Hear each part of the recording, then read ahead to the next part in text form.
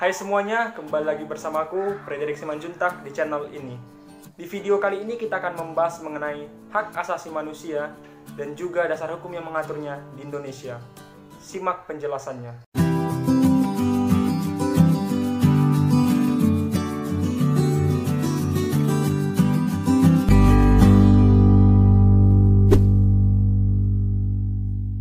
Tentu kita telah mempelajari hak asasi manusia sejak kita duduk di bangku pendidikan. Nah, hak asasi manusia merupakan hak dasar yang dimiliki seseorang sejak dia lahir, dan juga merupakan hak yang dimiliki setiap individu berdasarkan keberadaannya sebagai manusia. Menurut Undang-Undang Republik Indonesia Nomor 39 Tahun 1999, hak asasi manusia merupakan seperangkat hak yang melekat pada hakikat dan keberadaan manusia sebagai makhluk Tuhan Yang Maha Esa dan merupakan anugerahnya yang wajib dihormati, dijunjung tinggi, dan dilindungi oleh negara, hukum, pemerintah, dan setiap orang demi kehormatan dan perlindungan harkat dan martabat manusia. Hak asasi manusia berlaku kapanpun, dimanapun, dan kepada siapapun. Hak asasi manusia tidak dapat dicabut dan diganggu-gugat karena merupakan hak yang dimiliki manusia sejak dia lahir. Oleh sebab itu, negara wajib melindungi hak asasi setiap warga negaranya dan juga menindaklanjuti pelanggaran hak asasi manusia yang terjadi. Ada macam-macam hak asasi manusia yang perlu diketahui. Yang pertama, hak asasi pribadi. Hak asasi ini berhubungan dengan kehidupan pribadi setiap orang.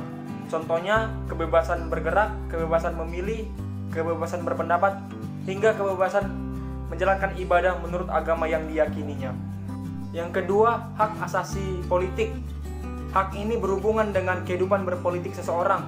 Ini seperti hak untuk dipilih dan memilih, hak untuk mendirikan partai politik, dan juga ikut kegiatan pemerintah.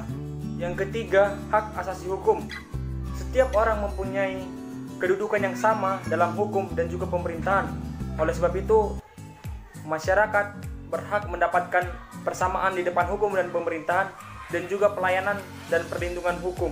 Yang keempat, hak asasi ekonomi. Hak ini menjamin tiap-tiap individu bisa melakukan kegiatan perekonomian seperti jual beli atau melakukan perjanjian kontrak dan memiliki pekerjaan yang pantas. Yang kelima, hak asasi peradilan. Hak ini bagaimana tiap individu mendapatkan perlakuan yang sama dalam tata cara pengadilan dan juga hak untuk mendapatkan pembelaan hukum di pengadilan. Yang keenam, hak asasi sosial budaya. Hak ini berkaitan dengan kehidupan bermasyarakat, bisa mendapatkan pengajaran serta pengembangan budaya sesuai dengan minat dan bakat. Walaupun demikian, banyak sekali kasus pelanggaran HAM yang pernah terjadi. Jika dilansir dari kompas.com dan insenpelajar.com, ini adalah beberapa pelanggaran HAM yang pernah terjadi di Indonesia.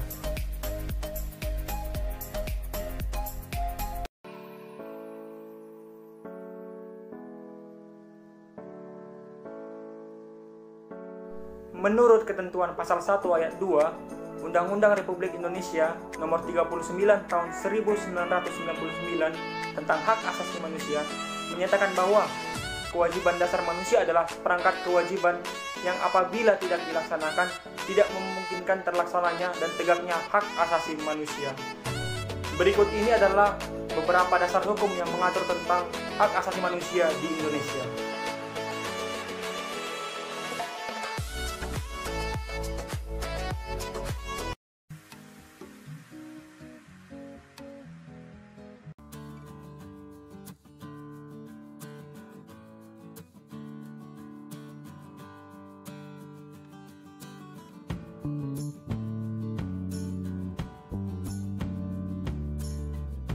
Lalu, ada juga Lembaga Perlindungan HAM di Indonesia.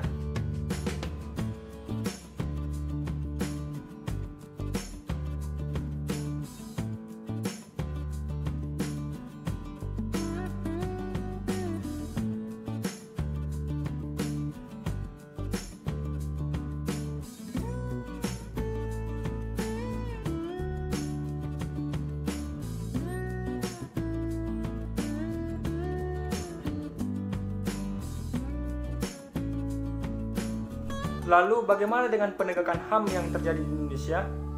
Sebenarnya perjuangan penegakan HAM sudah dimulai sejak sidang BPUPKI hingga saat ini. Pemerintah Indonesia telah berupaya menegakkan HAM dengan cara membuat undang-undang, lalu juga membuat lembaga perlindungan HAM seperti yang tadi, dan bahkan memasukkannya ke dalam kurikulum mata pelajaran anak didik agar lebih mengetahui tentang hak asasi manusia tersebut. Lalu, apakah hak asasi manusia sudah ditegakkan seiring berkembangnya zaman? Hingga saat ini, masih banyak sekali kasus pelanggaran hak asasi manusia yang terjadi. Nah, tentunya kasus ini juga masih menjadi PR bagi pemerintahan kita hingga saat ini. Tidak ada yang menjamin semakin berkembangnya zaman dan majunya, maka pelanggaran HAM akan semakin sedikit. Justru kita melihat di negara Indonesia sendiri sampai saat ini masih banyak antar sesama warga negara yang saling menyakiti satu sama lainnya. Pemerintah harus dengan sangat sigap dalam memberantas pelanggaran hak asasi manusia, dan pemerintah juga harus bisa memberikan pengertian tentang pelanggaran hak asasi manusia agar tidak dilakukan oleh siapapun. Tidak hanya pemerintah, masyarakat juga bisa berperan dalam penegakan HAM di Indonesia dengan cara yang pertama, taat pada aturan yang berlaku. Sebagai seorang masyarakat atau individu, kita diwajibkan untuk patuh terhadap peraturan perundangan yang berlaku.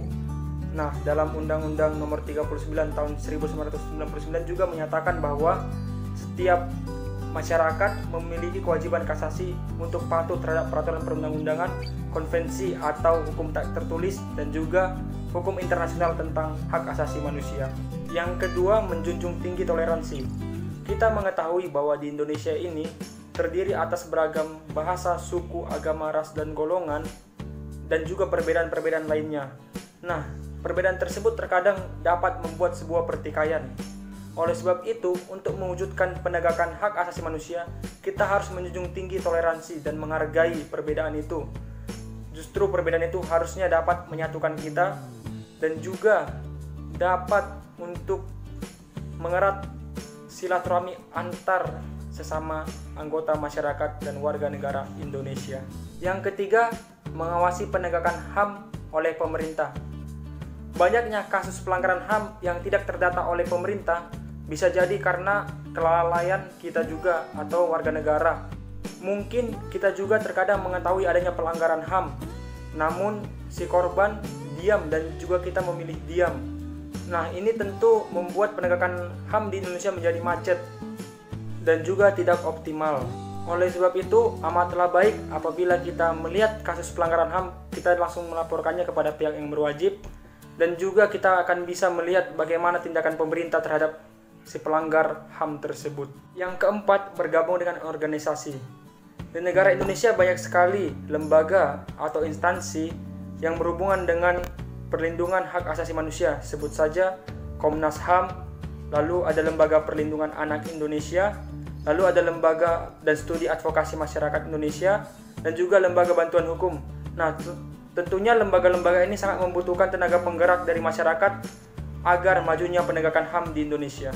Yang kelima, memberikan masukan kepada pemerintah. Salah satu fungsi masyarakat adalah sebagai agen kontrol sosial. Terkadang dalam melakukan penegakan HAM, mungkin masih ada kekurangan dari pemerintah. Oleh sebab itu, masyarakat juga bisa berpartisipasi dengan cara memberikan saran atau solusi untuk penegakan HAM di generasi berikutnya atau di masa yang akan datang. Baiklah, demikian yang bisa saya sampaikan. Semoga dapat dimengerti dan juga bermanfaat. Akhir kata saya mengucapkan terima kasih atas perhatiannya dan sampai jumpa lagi.